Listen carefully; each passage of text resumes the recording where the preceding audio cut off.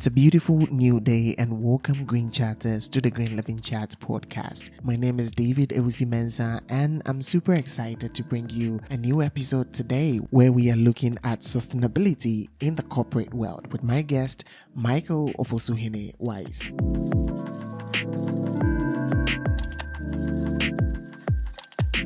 Michael is a climate and nature lead at Business for Nature. He leads the company's efforts to demonstrate and amplify credible business actions on nature as well as activities to simplify and converge high-level nature and climate action for businesses. He has extensive experience working with leading global companies to incorporate sustainability into their corporate strategies. Prior to joining Business for Nature, he worked with the World Council for Sustainable Development and help companies to develop and advocate for ambitious climate policies within major international processes. He has experience in the area of measuring and valuing of corporate impact and dependencies on nature, social and human capital to inform strategic business decision making. And on today's episode, which we recorded on the recent Earth Day, so you'll be hearing a little bit more about that in our conversation, we dived into some of the social issues that are related to environmental related studies. So Michael shared his thoughts and his own personal experience on this. Now to the topic, we dived into how he's bringing businesses and policymakers together to take action on sustainability. We also discussed why businesses are now taking sustainability more seriously and some of the things that businesses take more serious. Is it a branding, customer trust, or partnerships, or probably some legal issues? And we talked about challenges in working with companies towards sustainability. This and more in today's episode. But before we dive into the episode, we cannot keep a blind eye on the fact that today is Father's Day, and we just want to say happy Father's Day to all fathers out there, especially you Green Chatters who are committed to listen to this podcast week after week. We really appreciate you and we cherish you so much. And if you haven't called your father yet, just give him a call and say something nice to him and tell him how much you appreciate him. Thank you also to our team at EcoAmed Solutions as well as Green Living Chat podcast for supporting us. Thanks to Dr. Daniel Fifi Hagan, who also joined me as a co-host on this particular episode. So now let's dive into the episode. This is the Green Living Chat podcast. Here, we define sustainability, educate and discuss feasible solutions to achieve a regenerative ecosystem. In a world where sustainability has become a cliche and misused in practice, we bring you inspiring stories from the industry, research and development, and all stakeholders in between. And together, we can promote the sustainability agenda across the globe. This podcast is proudly produced and sponsored by our team at EcoAmed Solutions in Ghana. We come your way with new episodes this and every Sunday at 6 p.m. GMT. So dear Green Chatters, let's get started.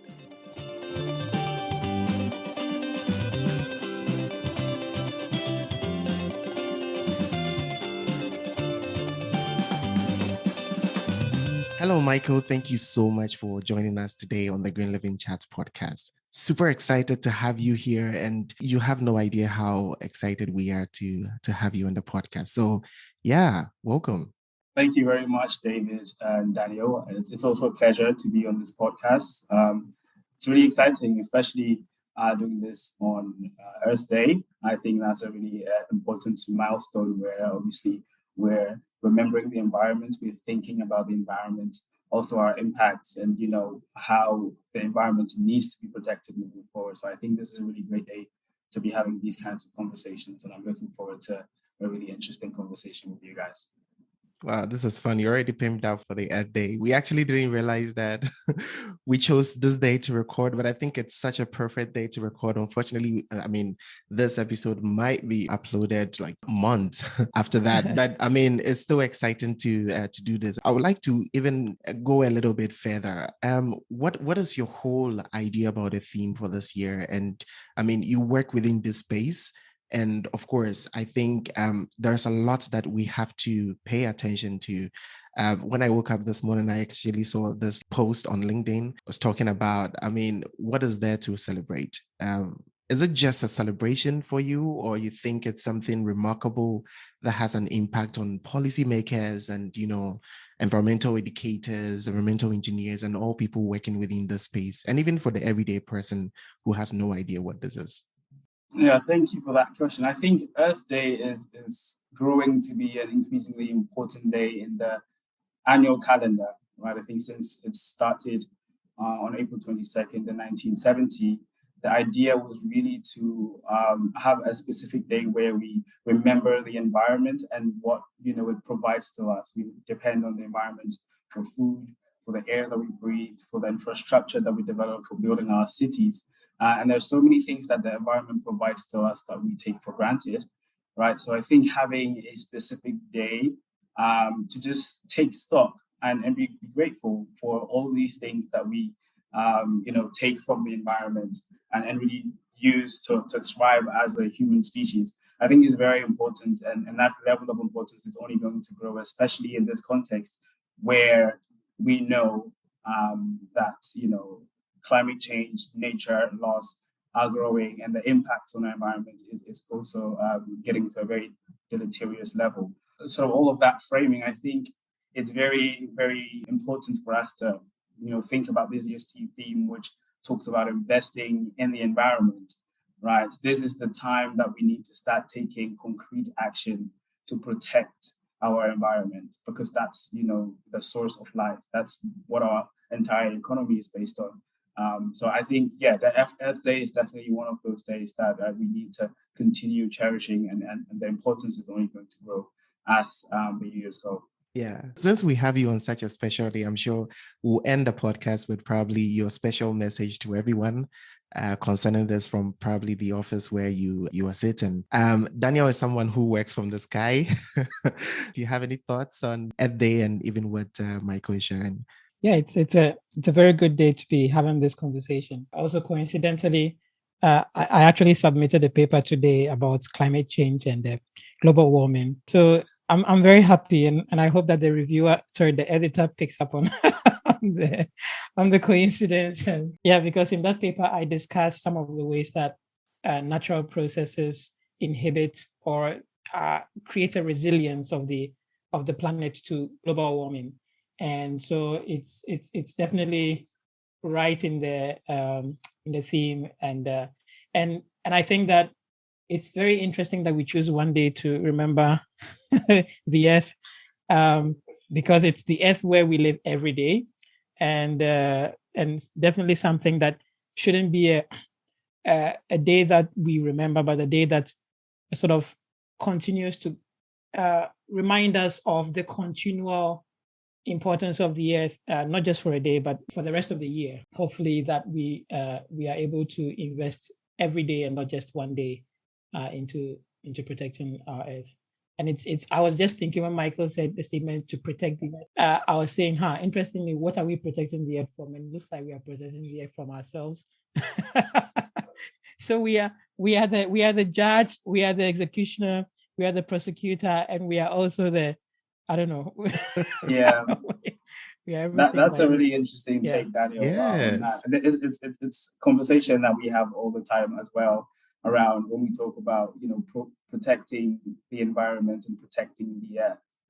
If we look at the history of the Earth, right, it's been there much longer than us as human beings, right? So in a way, when we talk about protecting the Earth, it's really protecting the Earth to protect us, right, and to feed us with the stable environment that allows us as human beings to thrive, because we are very delicate and we need these conditions that the environment and the Earth provides us to be able to live, right? And without these conditions on Earth, we might potentially go extinct, in addition to all the other living organisms that are already going into extinction. So I think there's definitely the call to protect the Earth with the idea of actually preserving human life. I think that's the end goal. And I really like what you mentioned about the fact that, the Earth Day, while it's being heralded as the one day, that we're thinking about the earth. This is something that needs to be an everyday lifestyle. When we talk about sustainable living, you don't need to reserve it for just one day in the year. This is a way of living that should be, every day. All right, so super excited. The conversation has gotten already heated up. Let's get to know you a little bit, Michael. I'm sure you listening to the podcast already, you've heard so much about who Michael is, but we want to dive into his childhood. What brought him here, right? There's actually an interesting fun fact on your company's website that says that in 2017, you played. Right.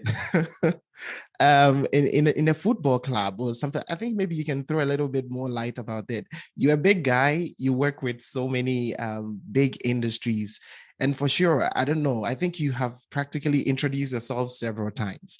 What is this one thing that you haven't said anywhere that probably someone might think that, oh, I didn't know this about Michael. But most importantly, we would like to know how your journey actually started and why you decided to choose sustainability. Yeah, I think, the one surprising thing that people hear when I introduce myself is the fact that I played some semi-professional football in Germany for a year.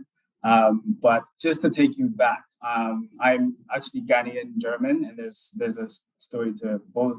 My biological parents are from Ghana, so I was born and raised in Ghana. But at the age of 9, she raised me. So from age 9, I was living with her in Accra. I had my high school education in Accra in a school called Alpha Beta Education Centers.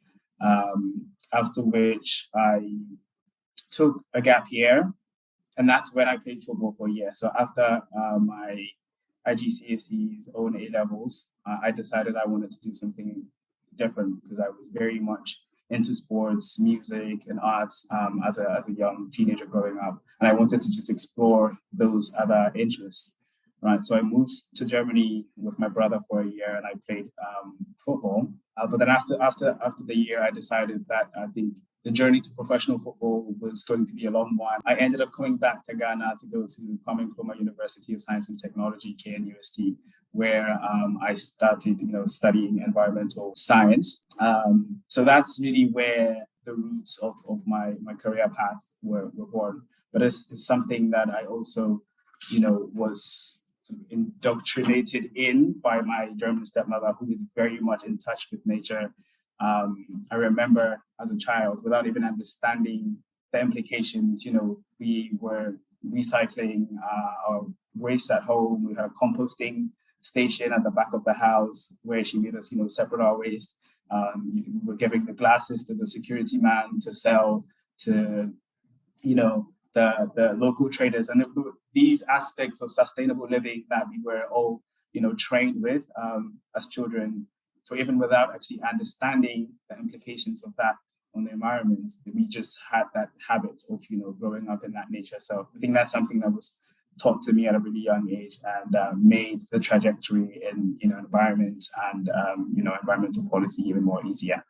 So just a little background. I don't know if you want me to go into more of the education side as well. I'm happy to go there. Yeah, I think we would be happy to hear more about that, because one of the things that I wanted to sort of chip in was, do you find this to be a first choice path for Ghanaians? I don't see that. There's this sort of monotony in Ghana of career paths, and it's actually one of the things that I committed myself to doing after high school. Came up with a group where we were sort of trying to talk to high school kids about, there's more than medical doctor and lawyer and sort of electrical engineer and all those sort of familiar professions that we have in Ghana. And so what do you think of this? I mean, we want to hear more about you. Was it a first choice path? And do you think that, how did you find that decision to choose it and to really pursue it passionately as with a backdrop of what we know in Ghana? And, for me, this wasn't a first choice path in that sense. But then when I started studying these things, I was like, oh my goodness, this is actually what I had wanted to do all my life. Yeah, I think it's very interesting because for me, growing up in a home with a white mother, I think also played a really important role in this path that I took. And to a certain extent, I was very much removed from, the typical career trajectory. So both my parents are into the art world very heavily. So my father is an artist himself. He's a sculptor. He does, drums and other sort of African artifacts. And my mother is more of an economist, but they had a business which was practically, my father creating different artifacts and my mother sort of leading on the exports and the business side of the company, where they were selling all of these artifacts across the world. So I was never really pushed to pursue any of these traditional careers of, being a doctor, being a lawyer, being an accountant. And like I mentioned, these things around sustainability just being so ingrained in our daily lives, when I saw them in class or when we were being taught about them in school, it just felt so easy and so natural, and I could relate. It made so much sense because I was already living that life at home. So I remember when we were studying, so this is at the O level, we had to choose one sort of add-on class, and it was between sociology, development studies, or environmental management. And I chose to go into environmental management. This was even before I went to university. So I think that's where I started building my knowledge, coupled obviously with a little bit of interest in the subject area. But once I came back, so after high school, I mentioned that I went to play football in Germany for a year, and then I came back to Cape. This was my first choice. But here's where it gets interesting, because I went into my first year class full of environmental sciences. And I remember very vividly the lecturer asking this exact question, that who was here as their first choice. And I was the only person that raised my hand. Wow. It was a shock to me, right? I was like, what did you guys all want to do? And then everybody, talking about how they wanted to either be a doctor or they wanted to go into biomedicine, and that didn't work. So this was like the next best option. And I was really surprised by that. But I think it's very true. For me, this was the path that I wanted to be on. This is something that I was really and genuinely interested in, purely because I was brought up understanding the principles of sustainability, but it's also something that I think I was naturally good at because I understood. I wasn't expecting the conversation to go this way, but I mean, from this story, and we connect this with other stories that we have heard here on the podcast. I think that parental upbringing and, the things that we learn from home and the things that we learn from our communities actually play a very important role. But I mean, what I saw very significant in what you said was, I mean, no one actually raised up his hand that they were doing this as their first option, something that they really wanted to do. Wow, and that's very interesting because it actually reflects our knowledge that we have, even in this modern world, on environmental stuff, environmental management, conservation, and everything, because people really don't see the importance of, as we started even this, I was asking the question about something I saw on LinkedIn, that people don't know whether this is very necessary to even have a day to celebrate it. Others are also of the opinion that maybe we should actually be passionate and caring about the environment every day rather than setting another day. And some people just don't care about whatever happens. I mean, it's a day to show green colors in your company's posts on social media. And actually by 5 p.m. today, it's gone. And we just go back to our normal activities. I just wanted to add to that because I think there is obviously a reason for this, right? When you have young people growing up, and not only young people, just also the parents as well, I think there's a level of ignorance around, what this actually means in the different careers that people can make out of studying environment or being within this space. And I think that was what was reflecting in my class, because I got so curious that I was asking people reasons why, they wouldn't choose as their first job or their first course. And I think majority of people were just not sure what the end goal was going to be, what they could do after their education, or how they could, further their life just studying climatology or environmental science, there was no clear, career pathway available. And I think in addition to that, there was also a little bit of a stigma around somebody studying environmental science. And maybe this was just in the university that I studied. But I remember that the people that were studying my course were being called like the Zoom lion people in quote, because they thought the only career path was to go and clean the streets, right?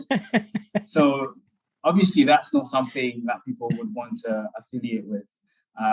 So I think just also working to clean up that stigma around being somebody that's working in environment, somebody that's working in waste management, all of these things is very important. I think that's one of the reasons why a podcast like this is also going to be instrumental in changing the narrative around how we think about nature, the environment, sustainable living, and making it accessible, making it cool, making it really live in a sustainable way, or think about clear paths that they can have an impact on the environment. So I think this is one of the really important things that also drew me to come here, because outside of my work, I like to show that beyond being able to care about the environment, I can also, like I said, play football. I like to be very heavy in the art space. I like to influence. I like to travel. I like to show things beyond just being an environmental nerd, and I think that makes it more accessible, make people see themselves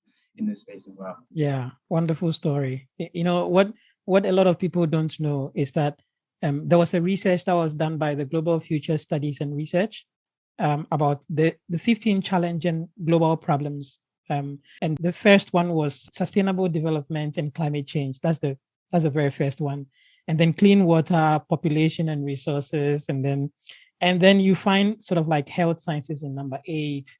And, so this is something that I think we are not introduced to, at least in Ghana, at very early ages, to recognize that, if we want to change something in our country, there is, this is what the world is concerned about, and this is where we can begin to make impact. But we focus on areas that are sort of maybe, excuse me to say, the secondary. At the end of the day, we're not able to make the impact that we want to make because we haven't been introduced to these ones. But thank you so much for that, Michael. All right, this is getting super exciting already. But let's dive into today's conversation, finally. um, Today, we want to talk more about what you're doing in your current office and how it is, you are dealing with all these industries and that. But I want to start from a project that I saw you were involved in recently. You joined this project that sought to foster strong policy signals to promote, something you guys tagged the race to the top, right? Why do you think this was necessary project to involve yourself in? And maybe could you highlight a little bit of the objectives of this project and why it is important for the industry? I started my career with the World Business Council for Sustainable Development, WBCSD, which is a Geneva-based organization that brings over 200 plus companies, the biggest companies in the world, to really this sustainability agenda, right? And within that, I was working as a climate policy lead, working with around a working group of 90 companies to really help bring a united voice of ambitious leading businesses into the international climate negotiations. After that, and my current role is within a different organization, but this specific project that you're talking about was with my previous role. So within that process, which is under the auspices of the UNFCCC, we were basically leading businesses to make really ambitious commitments in line with the Paris Agreement, right? So the Paris Agreement, which talks about getting the global economy to a place where we are operating within the 1.5 degree threshold, which is where the science tells us we need to be. And to get there, we need stakeholders from all across the global economy. So we need governments to do their part, we need businesses to do their part in terms of setting targets, and we need civil society to also do their part. And our task within this role which was led by the high-level climate champion in charge of non-state actor action within the UNFCCC, was to bring, as many businesses to the table to really understand what is going on, to make the commitments, and more importantly, also to start acting in a way that will put us on the right track to achieving this 1.5-degree goal. So we were obviously, getting the companies to make the commitments, but also thinking about how we're tracking progress, and then importantly also bringing these companies together with policymakers to talk around what policymakers can even do in terms of regulations and policies to make them be even more ambitious, to go further, faster. So, the basis of this was around a theory of change called the ambition loop, which is, based on a fundamental principle that action really begets action, right? So on one hand, if businesses are taking action, they're able to go to the policymakers and tell them that, hey guys, look, we want to try and be as ambitious as possible. We're starting to take action. We're reducing our emissions in our supply chains, in our operations. We're taking XYZ steps. But in order for us to actually be much more impactful, we need you to enact these rules of, giving us a level playing field in terms of regulations, things like carbon pricing, all of these things that can help them really amplify their action. And by that action that they've taken, it also gives the policymakers the confidence to put in place the right regulations, the right rules, the right policies that, will in turn give businesses the confidence to also invest more and take actions. So it's this positive feedback loop that we were trying to bring to life by getting companies to take action and then getting the policymakers to also help speed and scale up what they're doing already. Well, I'm sure Daniel will have a lot to say about this. I'll be interested to know what he would like to say about this. But honestly, we actually thought this would be a very interesting way to start this conversation because it's good to know what is actually going on in the process when maybe policies are being made, right? Our industries or the businesses involved, our companies involved, right? So this sort of report that I didn't get to read the full report, but I got a gist, as you were saying, that it's a way to sort of interact with the industries and the companies to let them know what role they are playing in this, and also to kind of bridge the gap between them and policymakers. But then we already know the impact. We already heard about, all the things that we are doing. But then what is very interesting to me is that companies sign up with, or they register with EIAs, right? They tell whoever is giving them the licenses to operate that, okay, I know I'm going to emit this. This is how I'm going to take care of it. There are policies that are supposed to make them work more efficiently towards that. They are also auditing. People have all the certificates that you can think of. There are people or industries or agencies actually who are also monitoring them. Where is the loophole in this? If we have these programs, or let's say monitoring or activities already going on, why do we still have a loophole where industries now or companies still need to be reminded of their role in climate change? The question around why businesses are, first of all, starting to take this a lot more seriously is that, the conversation around corporate sustainability has evolved a lot, right? It's moved from an era where it was seen as an add-on to corporate social responsibility, which was not really integrated into corporate business principles, right? So businesses will operate for the year, make their profits, and at the end they'll just chuck some money to philanthropy or something and call it. But I think now we are at a stage where the science is really telling us about the impacts that climate change, nature loss, and to a certain level, inequality in society is having on our global system. And there is a clear correlation between that and the impact on business, right? So right now, sustainability has very much become a business challenge, and there are very clear physical risks, but also some transitional risks. So if you look at the physical risks, you're seeing that, with, for example, rising sea levels, a lot of business operations that are in coastal regions and coastal zones are being affected.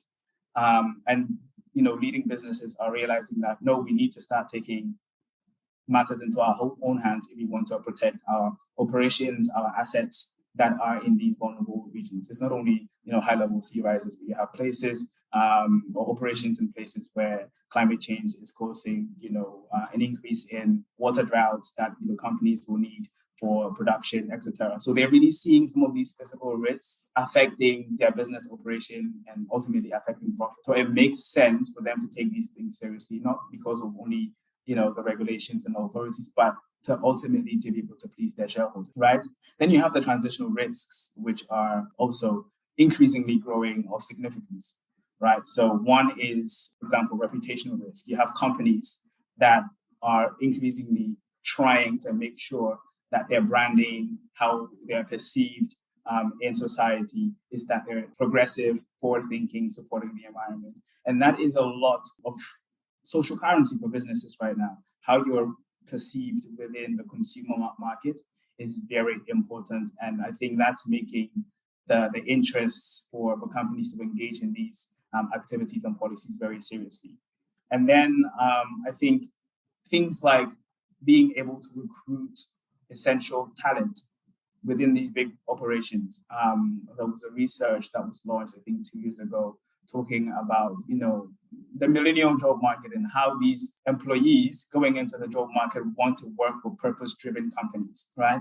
So if you want to be a company that is attracting top talent, well-educated talent, competent talent, these guys are asking you to, be environmentally conscious, socially responsible, and that is a real driving force for companies taking actions.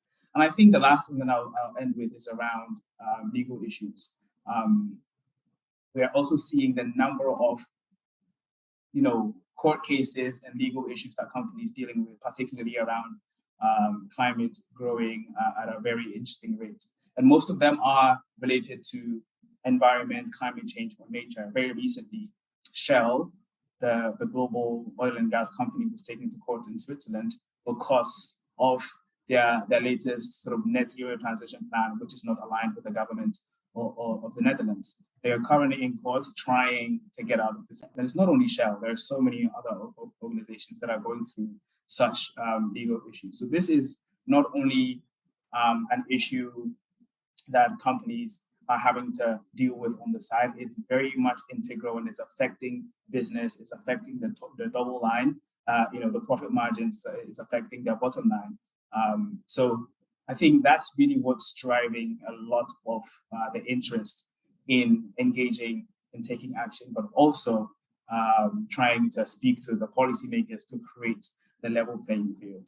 One thing that I'll just end with now is that, while we have the companies that are starting to lead the chart in taking action and, working to act in sustainability, it becomes difficult if, you have just a few companies doing this, because you still have policies that incentivize a lot of, the environmentally harmful practices.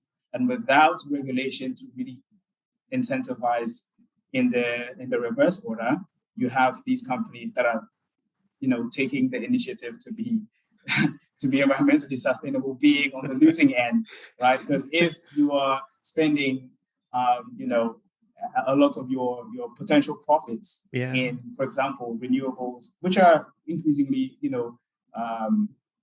dropping now in price, but I think currently is still slightly more expensive than fossil fuels.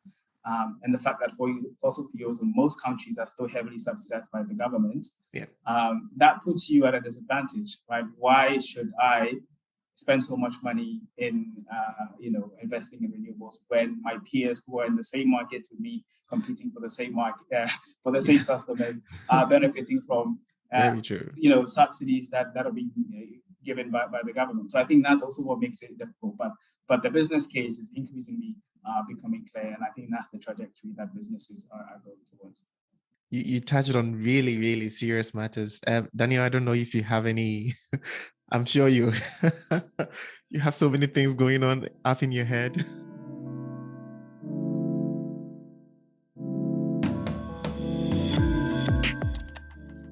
Hi there, just a quick one. If you find our conversations worth listening, why don't you share them with your friends and connections? Please help us reach more and new listeners by leaving a review, commenting, or rating us on any platform where you get your podcast. We can't wait to hear your thoughts and ideas, so share them with us via a social media platform or email. Find more details in the show notes. Now let's get back into today's conversation.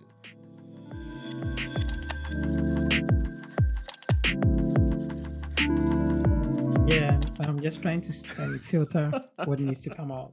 I'm actually very impressed by how seriously the science is being taken. At least maybe I haven't spoken with too many people, or maybe I haven't been exposed too much, but I'm impressed, and I'm very happy, and I'm encouraged actually as a climate scientist to to continue to do what I do, because it looks like the science is being taken very, very seriously. But I'm also wondering that is this sort of awareness and these strategies that we are, for instance, the company that you work with or you are working with and what you are doing.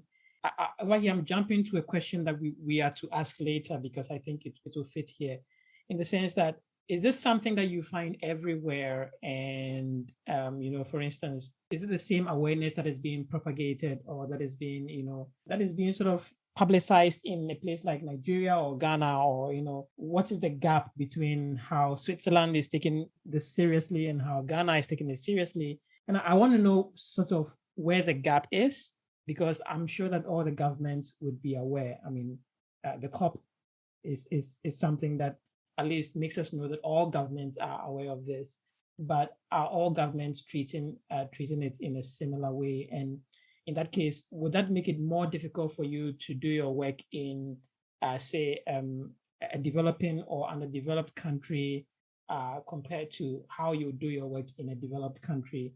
And I'm sure that you've had experiences. David has been having some conversations with some of the youth in Ghana, a group that is very passionate about environmental problems in Ghana, and it seems like they are struggling. If I'm not wrong, David, they are struggling with making their voice heard. They are struggling with getting policies pushed, and I'm just wondering, is the science being taken seriously everywhere? Because I would love to know, and I would love to see the science being taken seriously everywhere. Yeah, I think that's a really interesting question about the science and whether it's being taken seriously or not. I think we've reached a point where the science has to be taken seriously because it's inevitable, right? We are seeing the impacts of climate change right before our eyes. It's not theoretical anymore. Sorry, Michael, let me. Do you think, just a quick one? Do you think this sort of obviousness is obvious everywhere? I think in most places where they matter, the science is inevitable. However, it's obviously dependent on economy or the country to interpret it in a way that communicates the message, right? Because the evidence is no longer debatable. If you look at global temperatures over the last 5 years, you will see a steady incline. But beyond that, if you look at the impacts of these changing temperatures right in front of our eyes, the number of bushfires that we've seen in California has just skyrocketed, caused billions of damage in revenue, and that's undisputed. We saw what happened in Australia at the beginning of last year, and also at the beginning of this year. Very polarizing situations. The whole country was on fire, and just at the beginning of this year, the whole country was almost nearly flooded. Right?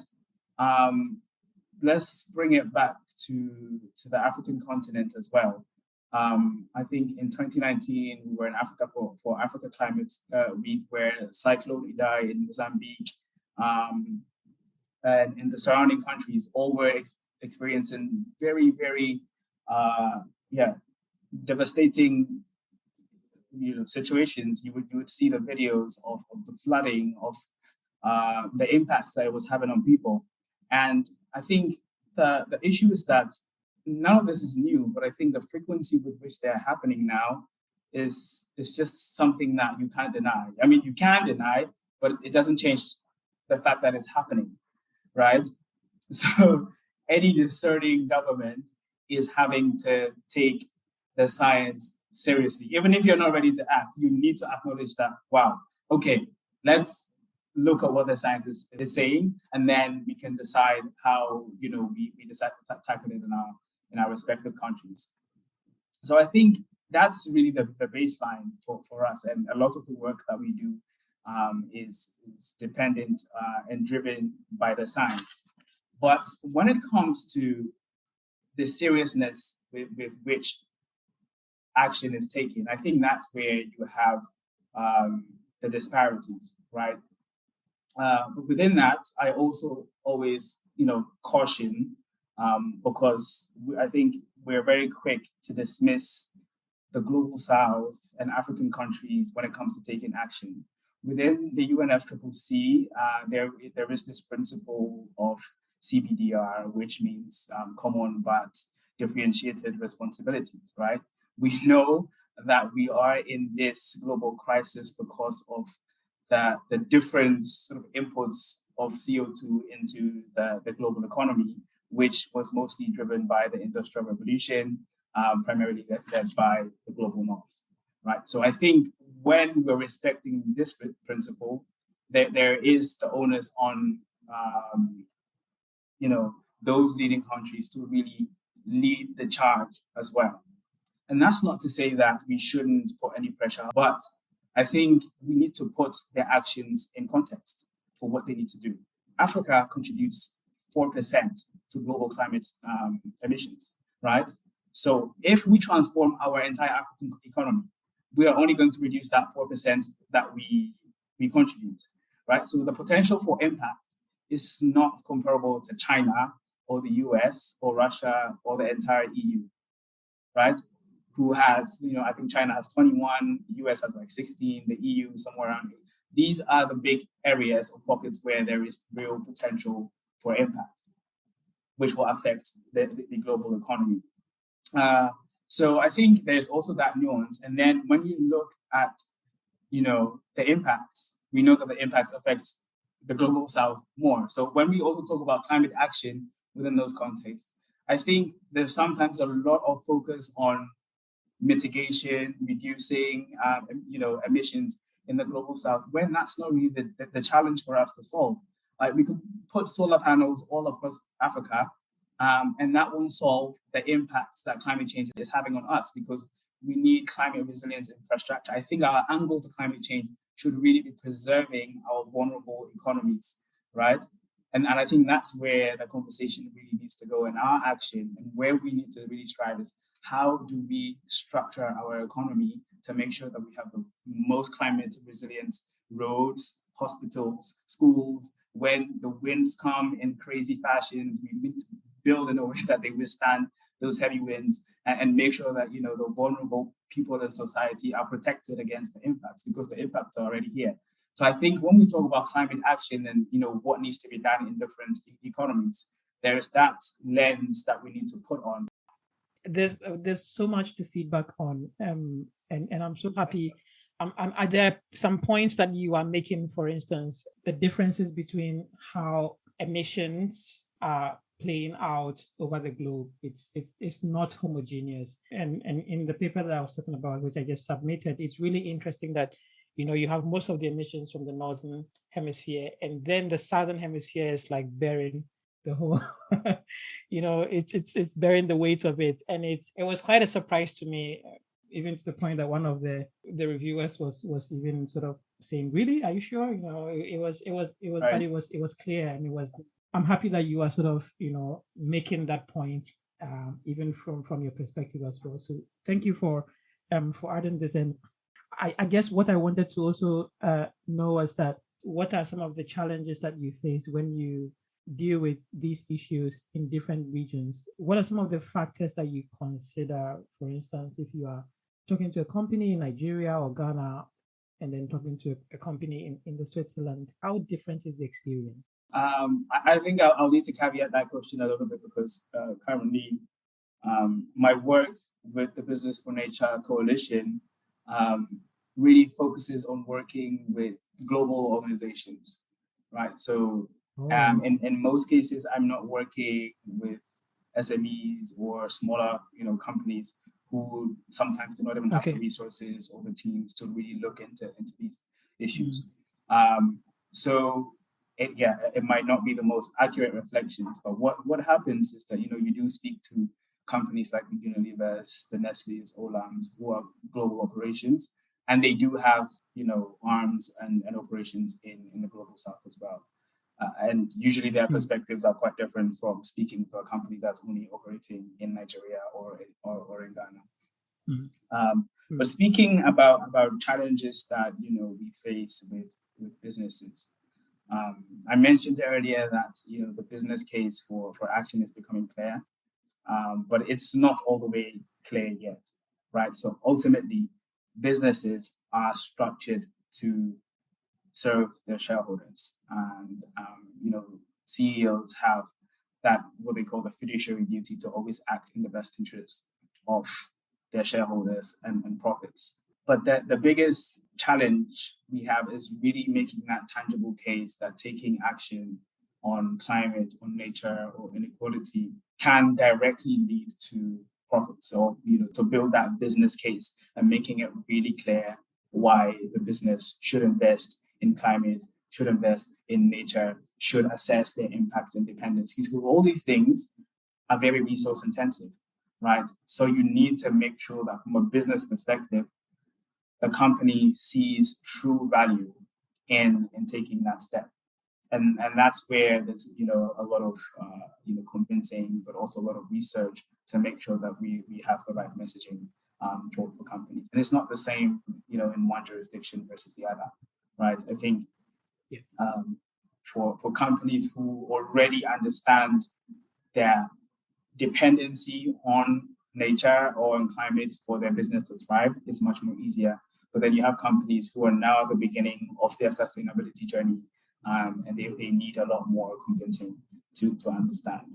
And then I think that the second challenge is just also helping them to navigate the tools, the methodologies, the resources available for them to actually take action. Because right now, you go through the first hurdle of convincing them. They're already like, okay, I get it now. What should I do? They look out there and there's like tons of things that they can be doing, right? In terms of assessing impacts and dependencies, disclosing to different organizations, prioritizing what activity they should do first, commitments to deforestation, to fashion, to all of these things. So there's just tons of tools and methodologies and frameworks and things that they need to sort of engage with. And sometimes they just go in there and they're like paralyzed. They're like, okay, no, I don't know what to do.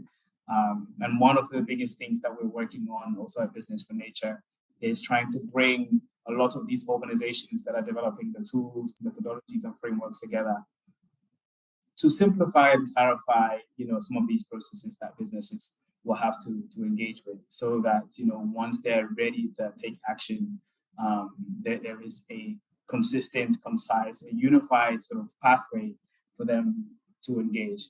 And then I think the last challenge is really, closing that ambition, being able to bring those businesses in front of the policymakers and say, hey, guys, this is what we're doing. Here are the case studies. We've tried these things. We think there's potential for us to have meaningful impacts on the environment. So we need XYZ policies from you guys to even give us, further confidence to invest more money or take this action. That's not always straightforward, and you also have to deal with some difficult governments as well who need some convincing, and those will be, I would say, the top three challenges.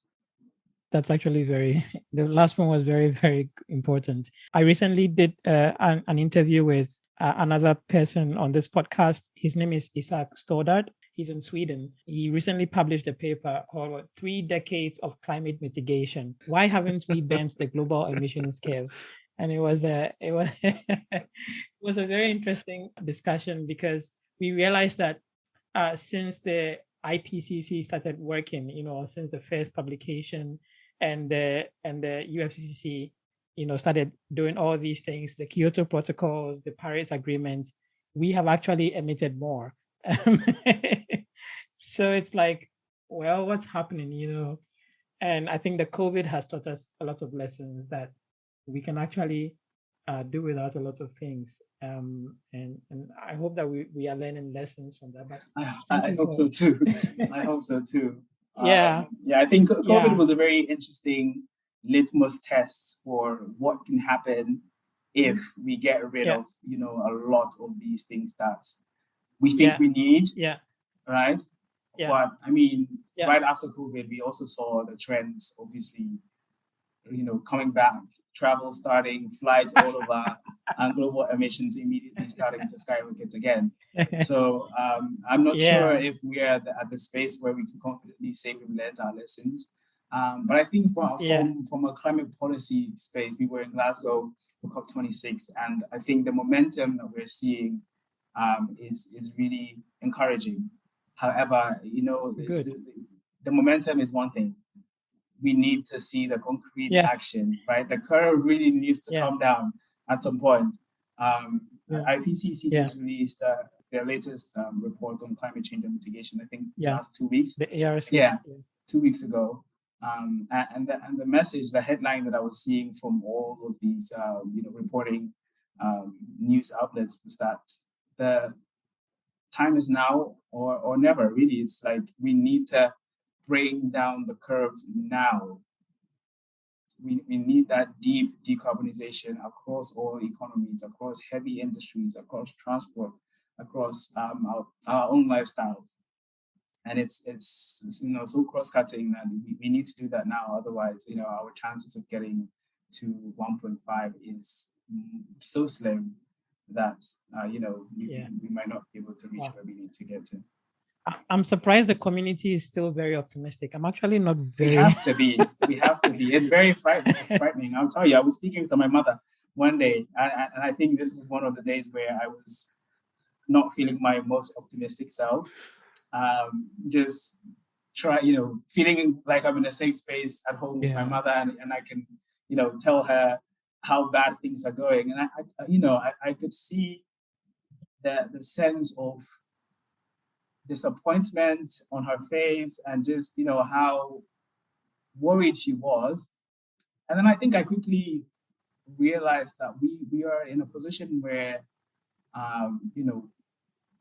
if you are working on this piece of work, and how much effort is also being put into really reversing the actions, I think that there is a bit of responsibility to keep on that faith, and to be able to also spread some of that hope around, because it's very easy to go around being that prophet of doom, like, from the graphs that I'm seeing, from the people that I am engaging with, there is no hope, just give up, right? So I think there's a little bit of responsibility for us as well, working in this space, and you as a scientist as well, to really help drive some of that faith and ambition, and really, rally society to push behind, the lifestyle that would actually help us achieve, because otherwise, I think, we will be heading a really bad place.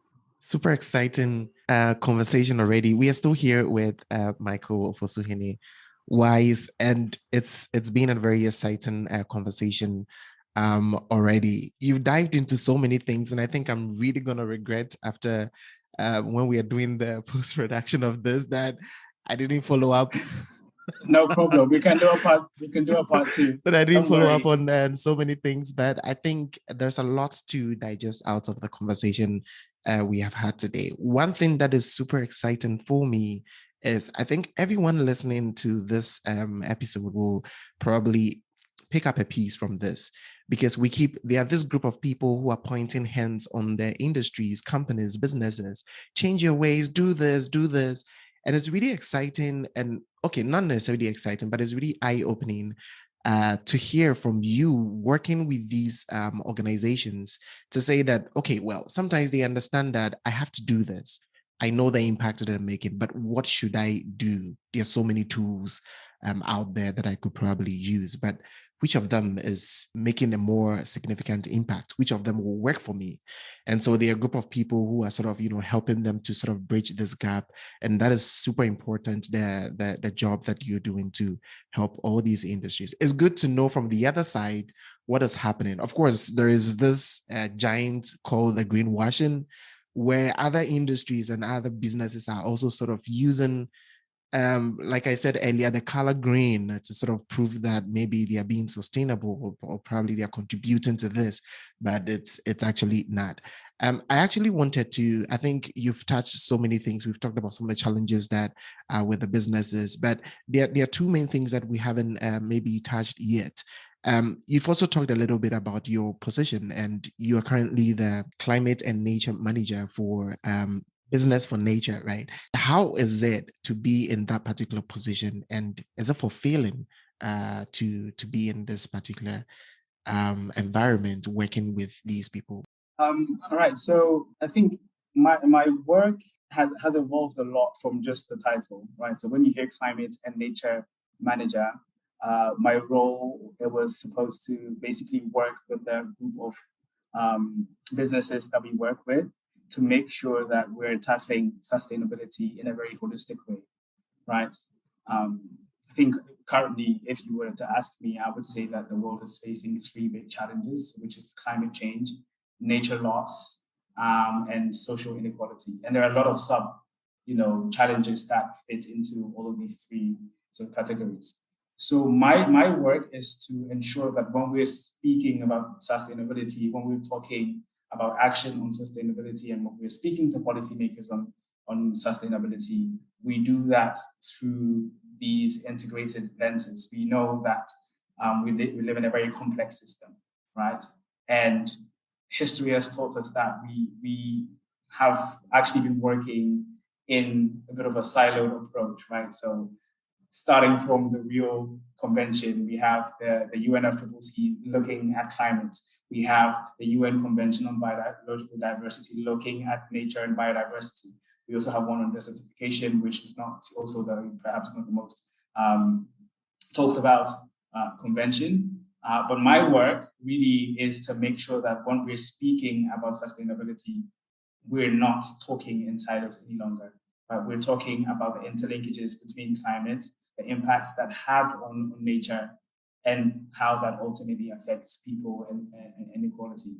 So basically that's my work in a nutshell. So, thinking about actions that companies can take, the policies, the tools, but all through that frame of an interconnected and interlinked approach. Wow, that's a very huge position to be in, and really congratulations and thank you so much for what you're doing in this space. What do you think it's important for the businesses to know about international climate policies? Maybe just this 1 point or 2 points that you think it's very important for these businesses to know and be aware that this is how the process goes and this is how it's implemented and this is how it operates with them, and this is how maybe they should also hang along with the operations. I think, international policies are very interesting in that they're mostly, obviously, treaty driven, and they're very much government led, right? So I think that's the understanding, just to be very clear, that most of these treaties, whether it's the Convention on Climate Change or on Biological Diversity, these are officially government processes.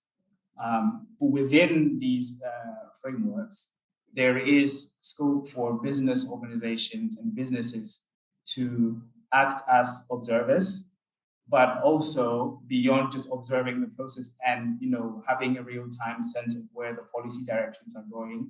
There are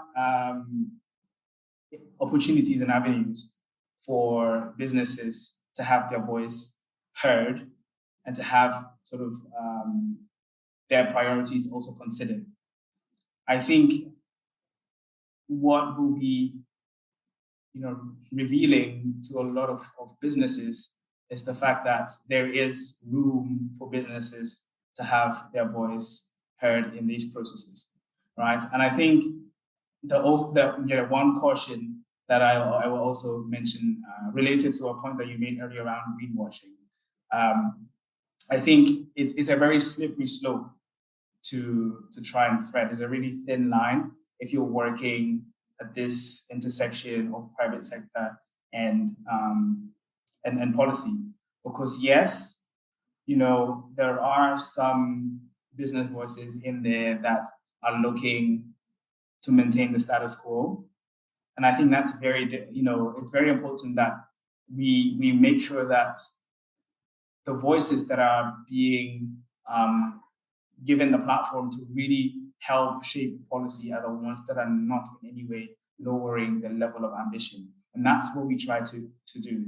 We, oftentimes have issues around the kind of companies that we engage. I think in order for the business community to really contribute meaningfully to, a sustainable economy, we need to engage all companies, but with caution and to varying degrees of influence, right?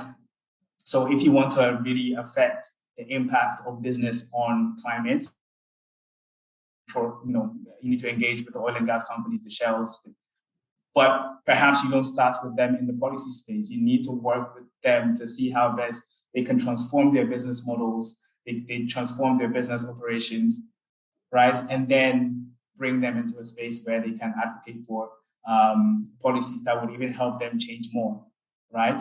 And I think that's, the kind of message that I want to leave when we're talking about this greenwashing. It is good to engage with, all companies, but really we need to make sure that the companies that are being involved in these policy engagement opportunities are really the ones that are there to push for ambition in the right direction. Wow. Today, I think I'm back in school again. It's been a very educative session, honestly. I think there are a lot of pieces to unfold from what we have discussed. Are there any projects that are coming up that you think that you like to maybe highlight over here in your space? Things that you can recommend to any businesses that I might be listening, any entrepreneurs or CEOs or anyone who is trying to dive into the space, and how could people also collaborate with you? I'm sure that people might be interested in that as well. Right. So I think the organization that I work with, Business for Nature, has this very timely employment campaign that we're currently running. And it's a very simple campaign. So it's called Nature is Everyone's Business. And what we are trying to do is really get as many business organizations to sign on to this campaign, which we are basically positioning to policymakers that the business community wants you guys as policymakers to put in place the right policies and measures to help halt and reverse nature loss by 2030. So this is something that is available on the Business for Nature website, www.businessfornature.org. And it's really the entry-level engagement if you want to engage with my organization and get more insights into the work that we do. We would be happy to have you sign on, add your voice to. We currently have over 1,000 companies that have signed up. We are looking to get as many companies because the Convention for Biological Diversity is currently in a process where later this year, hopefully, they will be negotiating on a global biodiversity framework, which has some implications on business and what they do to help achieve that. So we want to really make sure that we bring in as many business voices into those negotiations, saying that business is ready, business wants to act. We want to send the right messages, and if we have 10,000 organizations all saying that the same thing, I think that's a really good signal. So I think I would leave it at that. If there's any business, if you are a business, go to the Business for Nature website, sign up to our call to action, And then we'll be able to follow up with, different engagement opportunities, webinars, trainings, connect you with different organizations that are doing amazing work on how you as a company can start your nature positive journey, taking action within your own small circle with the resources you have to really start, contributing your quota. I think that's a really good message to end on Earth Day as well, because, everybody has a role to play. So if you're lost and, thinking about how your company can really contribute to a sustainable future, you can reach out to us and we'll help. Nice. Actually, you have sort of already almost fully answered the question that we had in mind following this. But just in case you still have extra words to say on that, we probably should have asked this question earlier. I mean, what is sustainability to you? Because it's a word that we've been saying from the beginning. But I guess for me, what I'm probably more interested in is that I would want you to think about, someone who's probably in high school or junior high school who might bump on this podcast, or maybe someone, in their early stages in the university, who might be thinking of a career path in this direction, and what could you tell them about sustainability and what you are doing towards it, and how this could be a real deal for them as a life commitment, not just in minimal practices, but actually taking it very seriously as a career and as a lifestyle. My first reaction was just to go back to my sort of high school definition of what is sustainability, and the fact that it's taking action in a way that preserves the environmental society for future generations. Exactly. Or in a way that future generations can also benefit. But I think it makes a lot of sense, even within this context, right? I think we are at a point in human life where we are really pushing the boundaries of our global economy, right? So we are really on the climate side going beyond what we haven't seen in hundreds of years. We're seeing a very drastic decline in the species, and the rate of extinction is just going at a rate which is increasingly alarming. When you look at social inequality, I was looking at the statistics that were saying that the world's richest 1% own close to 50% of global wealth. That's crazy, right? And for me, sustainability is really this balancing act that we have to perform, this real magic that we have to perform to make sure that we are now operating within the boundaries of our planet, but at the same time trying to help close that social gap. So when we talk about sustainability, I think for a long time, we've been programmed to think about sustainability only through an environmental lens, which is, has been, the predominant view on sustainability for a long time. But I think sustainability has transcended that. It's so mainstream now that sustainability is our lives. We need to be able to, have financial sustainability, environmental sustainability, social sustainability. And this is me saying this to the young person that wants to take a career path in sustainability.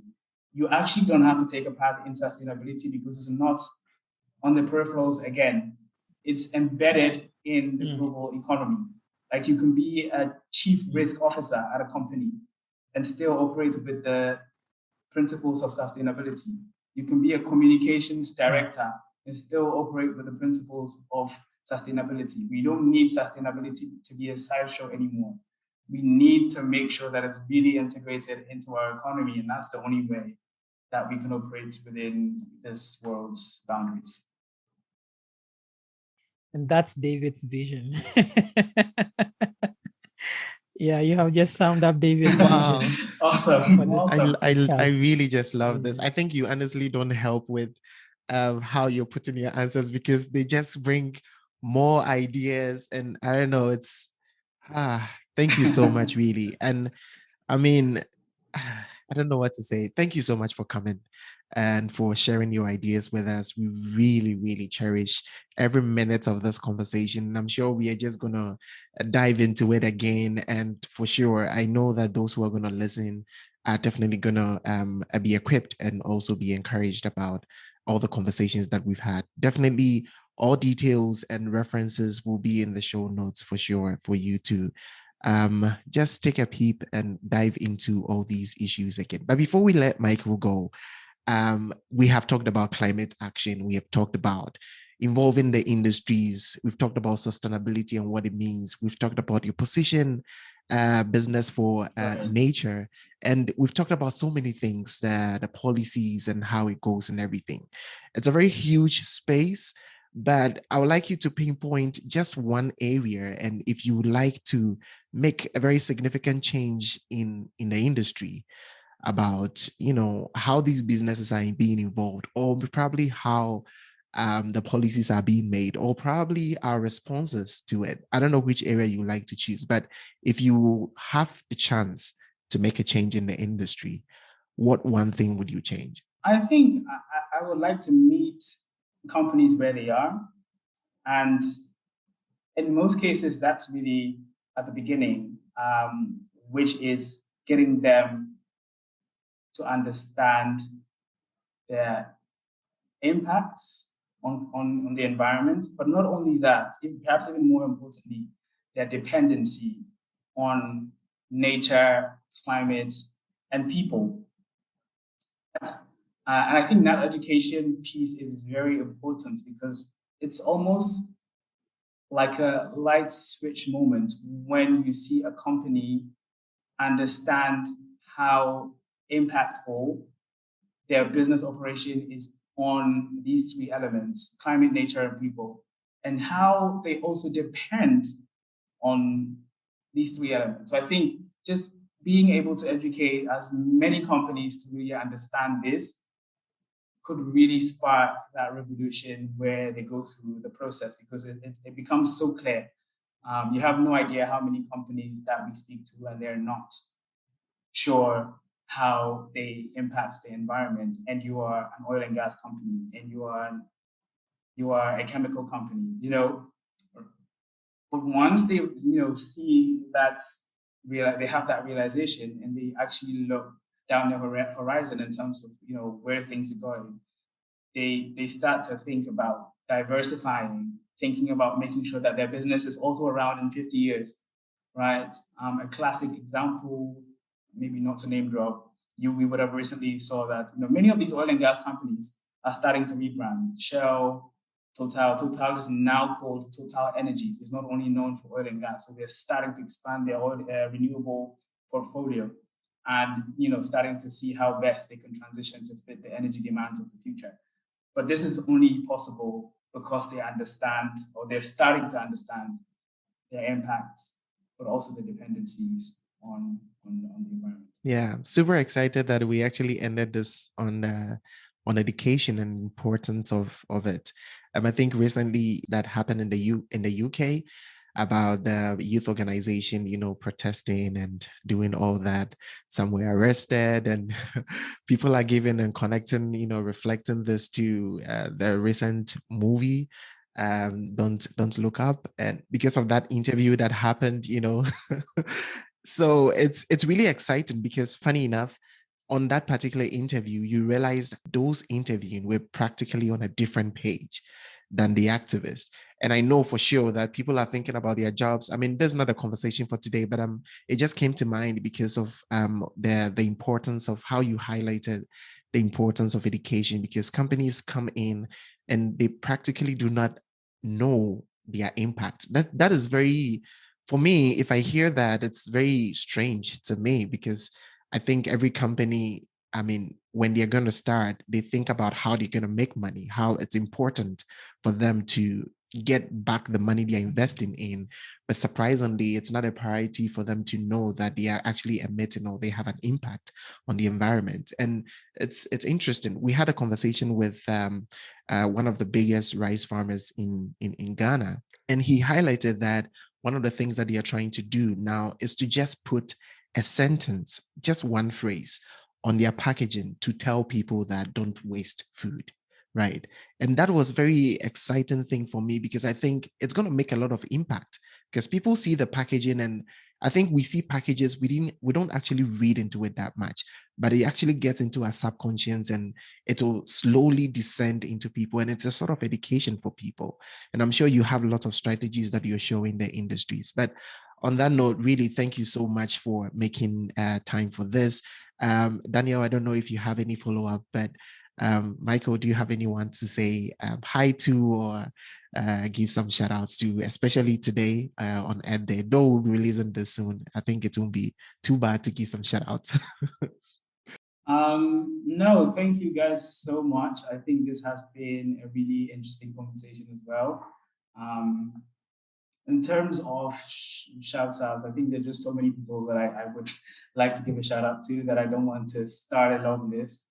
I will give a shout out to anybody that's, taking action on Earth Day, doing something in their own to, protect the environment, to ultimately protect the human species. I think you're doing a great job. So shouts out to you. All right. Thank you so much for coming, Daniel and Michael. Thanks to Daniel for coming as well.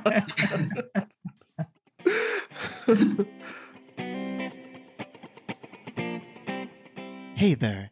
Thank you so much for sticking to the end of this episode. Now there is a call to action. So why don't you engage with our community of green charters on our social media platforms? Find more details and links in the show notes. Get involved with the podcast by emailing us at glcpodcast@echoamitsolutions.com or DM via our social media platforms.